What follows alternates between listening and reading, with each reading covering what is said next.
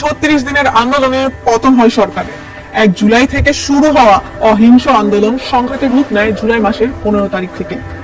31 জুলাই পর্যন্ত এই সংঘাতে 212 জন নিহত হন। 4 আগস্ট দ্বিতীয় দফায় সংঘাতে প্রাণ হারায় 114 জন, আর 5 আগস্ট পর্যন্ত অন্তত 108 জন। এই আন্দোলন ঘিরে যা যা ঘটেছে তা তুলে ধরা হলো এই প্রতিবেদনে। 1 জুলাই কোটা বাতিলের পরিপত্র পুনর্বহালের দাবিতে ছাত্র সমাবেশ ও বিক্ষোভ অনুষ্ঠিত হয় ঢাকা বিশ্ববিদ্যালয় সহ দেশের বিভিন্ন বিশ্ববিদ্যালয়ে।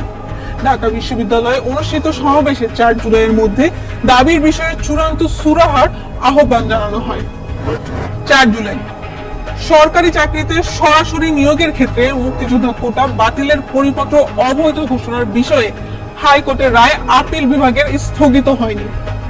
প্রধান বিচারপতি ওবায়দুল হাসানের নেতৃত্বাধীন 6 সদস্যের আপিল বিভাগ নট টুডে বলে আদেশ দেন। 6 জুলাই দেশের বিভিন্ন বিশ্ববিদ্যালয়ে আগের দিনের মতোই বিক্ষোভ ও অবরোধ কর্মসূচি পালন করা হয়। এ সময় আন্দোলনকারীরা সব বিশ্ববিদ্যালয় ও কলেজে ক্লাস পরীক্ষা বর্জন, ছাত্র ধর্মঘট এবং সারা দেশের সড়ক মহাসড়ক অবরোধের ডাক দেন। এর নাম দেওয়া হয় বাংলা ব্লকে। 10 জুলাই প্রধান বিচারপতি ওবায়দুল হাসান বলেন, আমি প্রথম দিনই বলেছিলাম রাস্তায় স্লোগান দিয়ে রায় পরিবর্তন হয় না।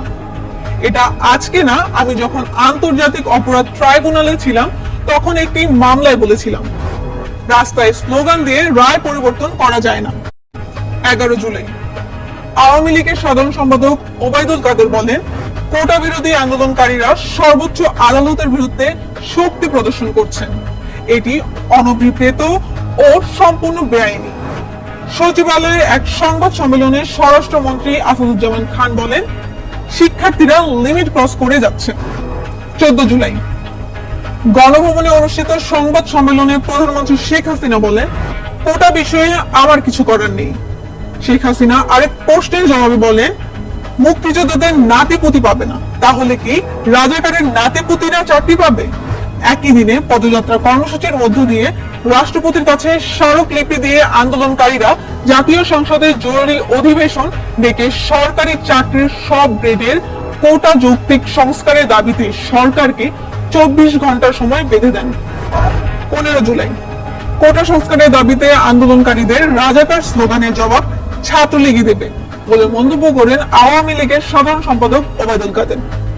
দুপুরে কোটা সংস্কার আন্দোলনে যারা আমি রাজাকার স্লোগান দিচ্ছেন তাদের শেষ দেখিয়ে ছাড়বেন বলে মন্তব্য করেন বাংলাদেশ ছাত্রলীগের কেন্দ্রীয় সভাপতি সাদ্দাম হোসেন। 17 জুলাই ঢাকা বিশ্ববিদ্যালয় সহ দেশের বিভিন্ন বিশ্ববিদ্যালয় থেকে ছাত্রলীগের নেতা কর্মীদের বিতাড়িত করে রাজনীতি মুক্তির ঘোষণা। ছুটির দিন ঢাকা সহ সারা দেশের বিভিন্ন এলাকায় ছাত্র বিক্ষোভ, সড়ক মহাসড়ক অবরোধ। রাত 7:30টায় জাতির উদ্দেশ্যে প্রধানমন্ত্রী ভাষণ দেন।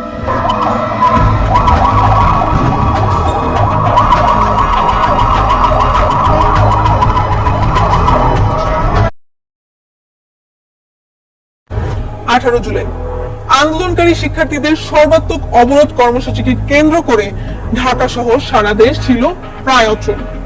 সারা দেশে বিজিবি মোতায়েন।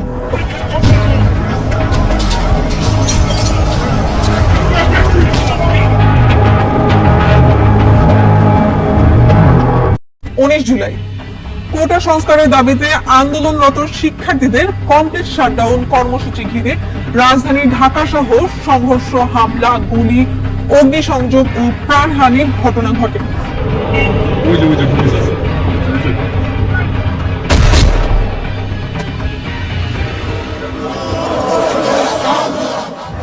রাজধানী ঢাকা ছিল অচল, পরিস্থিতি ছিল থমথমে। আন্দোলনকারীরা জানান 9 দফা দাবি না মানা পর্যন্ত এটি চলবে। রাতে সারা দেশে কারফিউ জারি, সেনাবাহিনী মোতায়েন, ইন্টারনেট সেবা সম্পূর্ণ বন্ধ। 20 জুলাই দেশ জুড়ে কারফিউ, সেনা মোতায়েন, সাধারণ ছুটির ঘোষণা। রাজধানীর বিভিন্ন স্থানে সংঘর্ষ, ধাওয়া ও গুলি।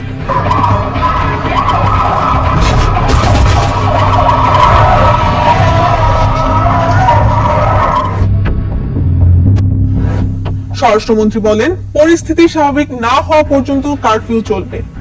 বৈষম্য বিরোধী ছাত্র আন্দোলনের অন্যতম সমন্বয়ক নাহিদ ইসলামকে তুলে নেওয়ার অভিযোগ। আন্দোলনের 3 সমন্বয়ক মন্ত্রীর সঙ্গে দেখা করে 8 দফা দাবি পেশ করেন।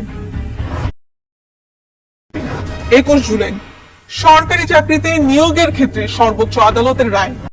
কোটা প্রথা হিসেবে মেধাভিত্তিক 93%, মুক্তিযোদ্ধা, শহীদ মুক্তিযোদ্ধা ও বীরাঙ্গনার সন্তানদের জন্য 5%, ক্ষুদ্র জাতিগোষ্ঠী 1% এবং প্রতিবন্ধী ও তৃতীয় লিঙ্গের জন্য 1% নির্ধারণ করা হয়। 22 জুলাই কোটা প্রথা সংস্কার করে আদালতের নির্দেশ অনুযায়ী তৈরি করা প্রজ্ঞাপন অনুমোদন দিয়েছেন প্রধানমন্ত্রী। 23 জুলাই কোটা প্রথা সংস্কার করে প্রজ্ঞাপন জারি। রাতে সীমিত আকারে ব্রডব্যান্ড ইন্টারনেট সেবা চালু। 24 জুলাই বৈষম্য বিরোধী ছাত্র আন্দোলনের অন্যতম সমন্বয়ক আসিফ মাহমুদ, আবু বাকের মজুমদার ও রিফাত রাশেদের খোঁজ পাওয়া গেছে। 25 জুলাই প্রধানমন্ত্রীর মেট্রো স্টেশনে পরিদর্শন, সেখানে বললেন, আমি জনগণের কাছে বিচার চাইছি।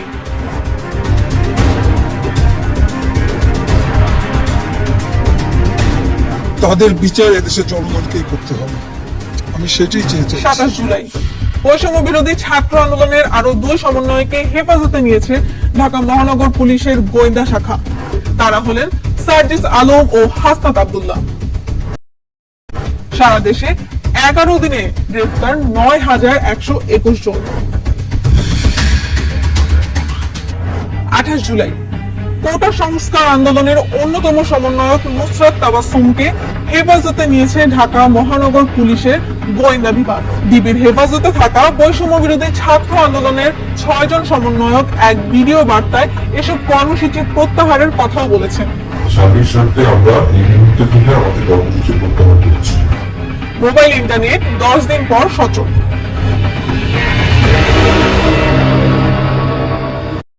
29 জুলাই জামায়াত শিবিরের নিষিদ্ধের সিদ্ধান্ত 14 দলের বৈঠকের। 6 সমন্বয়ক ডিবি হেফাজতে। জাতিকে নিয়ে মশকরা করেন না, এক শুনানিতে এই মন্তব্য করেছে হাইকোর্ট। 30 জুলাই হত্যার বিচার চেয়ে মুখে লাল কাপড় বেঁধে মিছিল, জাতিসংঘের বিবৃতি, স্বচ্ছ তদন্তের আহ্বান। নিহত ব্যক্তিদের স্মরণে সামাজিক যোগাযোগ মাধ্যম ফেসবুকের প্রোফাইল লাল রঙে ফ্রেমে রাঙিয়েছেন অনেকে। দিন শেষে মার্চ ফর জাস্টিস কর্মসূচি পালন করার ঘোষণা বৈষম্য বিরোধী ছাত্র আন্দোলন। 31 জুলাই মার্চ ফর জাস্টিস কর্মসূচির পর নতুন কর্মসূচি ঘোষণা করেছে বৈষম্য বিরোধী ছাত্র আন্দোলনের একাংশ। নতুন কর্মসূচির নাম দেওয়া হয়েছে রিমেম্বারিং আওয়ার হিরোজ।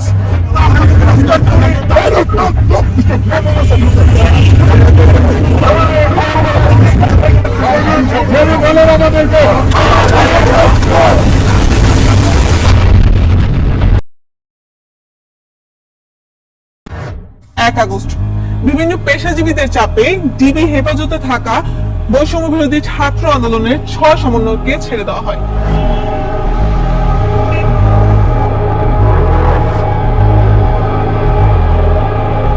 একই দিনে জামায়াত ইসলামী ও ইসলামী ছাত্র শিবিরকে নিষিদ্ধ করে প্রজ্ঞাপন জারি করেছে সরকার।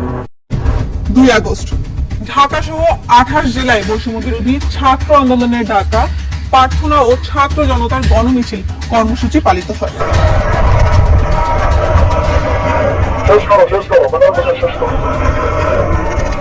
ঢাকায় শিক্ষক ও নাগরিক সমাজের দ্রোহ যাত্রা কর্মসূচি পালন।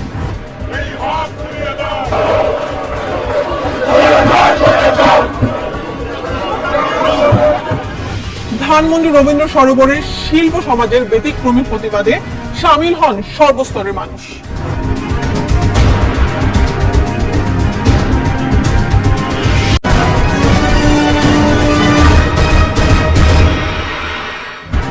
আগস্ট সরকারের পদত্যাগের 1 দফা দাবিতে উত্তাল বাংলাদেশ। ঢাকার কেন্দ্রীয় শহীদ মিনারে জমায়েত হন শিক্ষার্থী সহ হাজারো জনতা।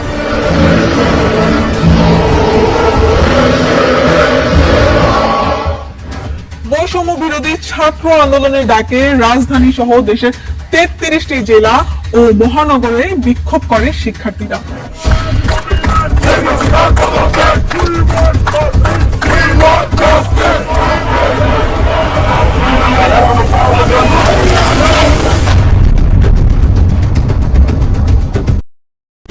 4 আগস্ট সরকার পদত্যাগের এক দফা দাবিতে অসহযোগ আন্দোলন কর্মসূচির প্রথম দিনে সারা দেশে 18 জেলায় ব্যাপক সংঘাতের খবর পাওয়া যায়।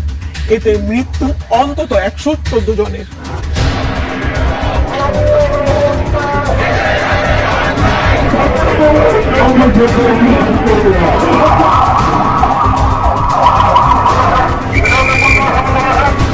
পাঁচ আগস্ট দুপুর 2:30 হঠাৎ জানা যায় দেশ ছাড়লেন সাবেক প্রধানমন্ত্রী শেখ হাসিনা। অন্তর্বর্তী সরকার গঠনের ঘোষণা দেন সেনাপ্রধান জেনারেল ওয়াকারুজ্জামান। এরপর গণভবন, সংসদ ভবনে ঢুকে পড়ে অসংখ্য মানুষ, লুটপাট করে গণভবনের নানা জিনিসপত্র। ধানমন্ডি 32 নম্বরে বঙ্গবন্ধুর বাসভবন, আওয়ামী লীগের বিভিন্ন কার্যালয়ে আগুন ধরিয়ে দেয়।